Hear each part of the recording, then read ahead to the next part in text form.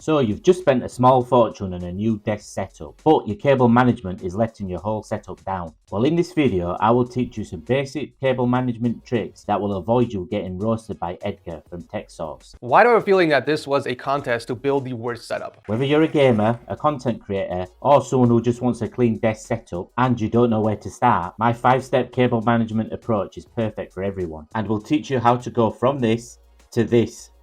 Let's begin. Step 1 is power requirement. The first thing you want to think about is power requirements. Have you ever been in a situation when you're gaming with your friends on Call of Duty, then suddenly the temperature in your room has soared and you're sweating? You look over and your desk fan's there but it's not plugged in. Then you realise your power extension is full, so it's a Russian roulette situation. Will unplugging one of your sockets switch off your PC? So you take the guess and you end up switching off your PC and letting your friends down. Whether it's this situation or another, everyone's accidentally switched off their machine. If you're a gamer or a streamer, you're going to need at least 2 6-socket extension leads, which is what I currently use on my current setup. You need to make sure that you are running these from a wall socket and they are not being piggybacked from each other, as this can be dangerous and cause an overload. Step 2 is to buy your cable management items and your extension leads. A link to all the products I have used in this video can be found in the description, and all the items can be found on Amazon. And if you are an Amazon customer, I would really appreciate you using my associate links so you can support my channel. So at this point, you need to wait for your items to arrive. So whilst you wait, you might as well hit the like and subscribe button so you can easily find this video and move on to step 3, which is planning. Planning is the most important part of this. You need to plan where you fix your cable trays to. So consider where your items are located in placement of your desk. This is how I plan mine. I split my desk in 2 halves, left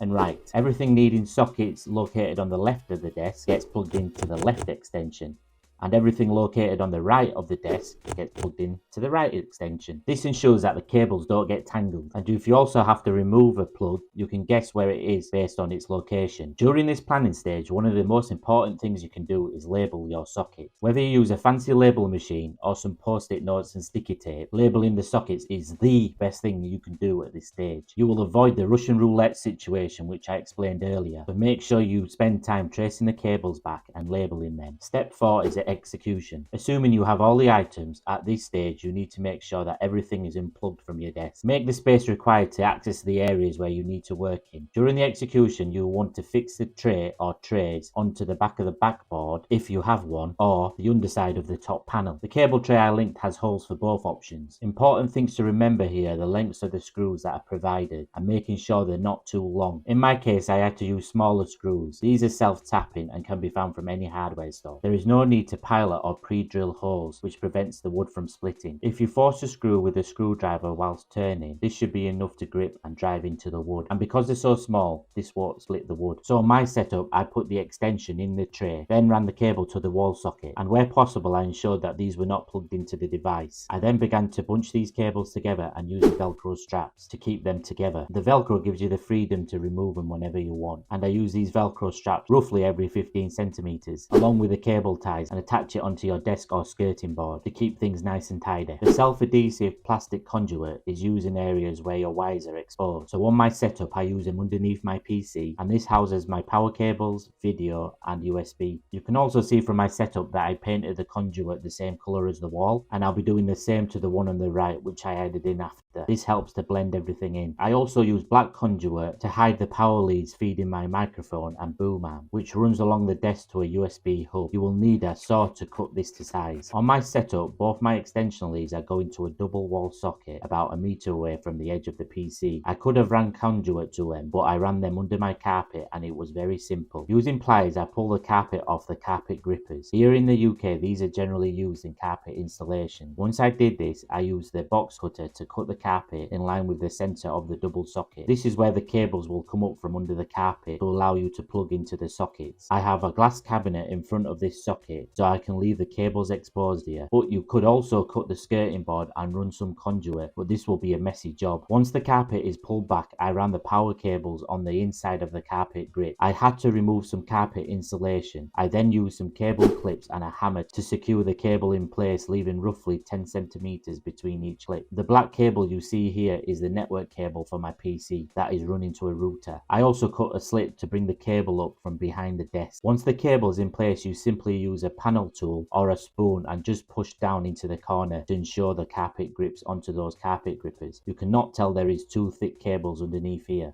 Step 5 is to grab yourself your favourite drink and enjoy your new clean setup. But wait, a major factor in my desk cable management is this dual monitor stand that allows you to nicely run cables within its cable management trays. I review this product in another video, and if you are serious about having a clean desk setup, then I suggest you watch that video next. I hope you enjoyed this video. If you did, please give it a like. If you have any suggestions, please leave a comment down below, and thank you for watching.